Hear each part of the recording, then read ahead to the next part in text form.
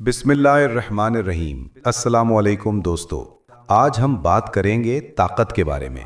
ताकत ऐसी चीज़ है जिसकी ज़रूरत हर इंसान को होती है, चाहे वो बच्चा हो, बड़ा हो, औरत हो या मर्द। हर कोई चाहता है कि वो ताकतवर बन जाए, लेकिन सवाल ये है कि असल ताकत आती कहाँ से है। क्या कोई चीज़ खाने से ताकत मिलती है, या कोई चीज़ पहन लेने से, या किसी के हाथ से कुछ पकड़ लेने से, या किसी दवा, किसी अमल या किसी शख्स के जरिए। दोस्तों, आज हम इस ताकत के बारे में बात करेंगे जिससे ज्यादातर लोग महरूम हो चुके हैं। ऐसी ताकत जो बहुत आसानी से हासिल की जा सकती है, लेकिन हम में से ज्यादातर लोग उसे हासिल नहीं करते। चलें शुरू करते हैं।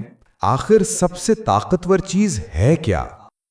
हजरत सैयदना अनस रजी अल्लाह ताला अन्हो से रिवायत है कि रसूल करीम सल्लल्लाहु ताला अलैहि वसल्लम ने फरमाया, जब अल्लाह तबारक व ताला ने ज़मीन को पैदा फरमाया तो वो कांपने लगी, तो उसने पहाड़ों को पैदा फरमाकर उन्हें ज़मीन में गाड़ दिया तो वो साकिन हो गई। ये देखकर फरिश्तों को पहाड़ों की ताकत पर ताज्जुब हुआ और उन्होंने अर्ज़ की, ए अल्लाह तबारक व ताला, क्या तूने पहाड़ों से ज़्यादा ताकतवर कोई चीज़ पैदा फरमाई है?